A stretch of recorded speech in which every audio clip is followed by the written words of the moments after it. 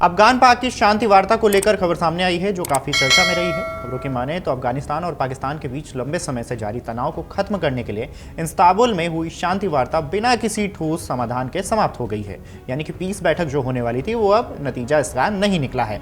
पाकिस्तान के सूचना मंत्री अताउल्लाह ने बुधवार को बताया कि दोनों देशों के बीच हुई ये बातचीत किसी व्यवहारिक समझौते तक नहीं पहुंची है। यह वार्ता यानी कि बातचीत 25 अक्टूबर से तुर्की और कतर की मध्यस्थता में चल रही है।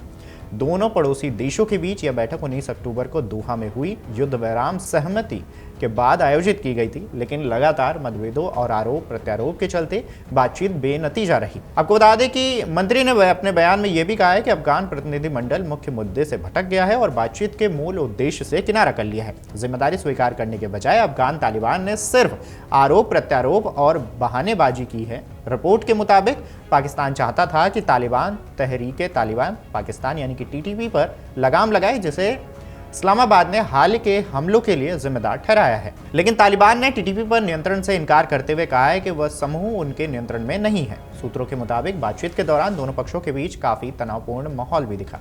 अफगान पक्ष का कहना था कि वो टीटीपी की गतिविधियों को पूरी तरह से नियंत्रित नहीं कर सकती, जबकि पाकिस्तान ने हालिया हमलों के लिए अफगान तालिबान को जिम्मेदार बताया। इस महीने की शुरुआत में पाकिस्तानी वायुसेना ने काबुल समेत कई इलाकों में टीटीपी के ठिकानों पर हवाई हमले किए थे, जिसके जवाब में तालिबान ने पाकिस्तानी सेना की चौकियों पर हमला किया। पाकिस्तान के रक्षा मंत्री ख्वाजा आसिफ ने शनिवार को कहा था कि अगर इस्तांबुल में बातचीत का कोई समझौता नहीं हुआ तो खुला युद्ध शुरू हो सकता है। हालांकि युद्ध विराम की घोषणा के बावजूद सीमा क्षेत्र में झड़पें जारी हैं, जिसमें हाल ही में 5 पाकिस्तानी सैनिक और 25 तालिबान लड़ाके मारे गए हैं।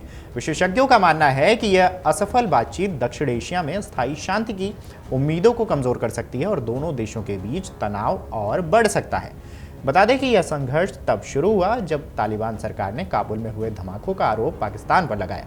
इसके बाद सीमा पर जवाबी हमले हुए। दोनों देशों ने पहले 48 घंटे के संघर्ष विराम पर सहमति जताई थी, लेकिन वह कुछ ही समय में टूट गया। इसके बाद कतर और तुर्की की मध्यस्थता में रविवार को दूसरा संघर्ष विराम किया गया, जो फिलहाल कायम है। अफगानिस्तान नियंत्रित मीडिया ने भी पाकिस्तान के पक्ष पर इसी तरह के आरोप लगाते हुए कहा है कि काबुल ने रचनात्मक बातचीत करने की पूरी प्रक्रिया यानी कि पूरी कोशिश की है, लेकिन ऐसा लगता है कि पाकिस्तानी पक्ष का ऐसा कोई इरादा नहीं है। तुर्की में बातचीत के ताज़ा दौरे के दौरान अमेरिकी राष्ट्रपति डोनाल्ड ट्रंप ने रविवार को दोनों पड़ोसी देशों के बीच संकट को जल्द से जल्द सुलझाने का वादा किया था।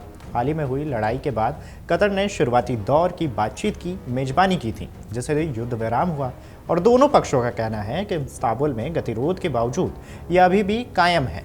हाल के वर्षों में पाकिस्तान में आतंकी हमलों में तेजी देखी गई, जिसके लिए ज़्यादातर पाकिस्तानी तालिबान तहरीक तालिबान पाकिस्तान को जिम्मेदार ठहराया जाता है, जो अफगानिस्तान में तालिबान का करीबी सहयोगी समूह है। इस्लामाबाद का कहना है कि 2021 में तालिबान द्वारा सत्ता पर कब्जा करने के बाद इस समूह को अफगानिस्तान में पनाह दी जा रही है।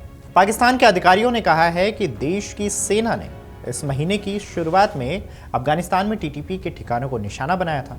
इससे दोनों देशों के बीच घातक झड़पें हुई, जब तक कि कतर ने युद्ध विराम की मध्यस्थता नहीं की। दोनों पक्षों के बीच सभी सीमाएं 2 हफ्ते से ज़्यादा समय से बंद है और प्रमुख व्यापार मार्गों के फिर से खुलने तक माल ढोने वाले ट्रक फंसे हुए हैं। अगर आप ये वीडियो YouTube पर देख रहे हैं तो हमारे चैनल को सब्सक्राइब कर बेल आइकन दबाएं और Facebook पर देख रहे हैं तो हमारे पेज को लाइक करें।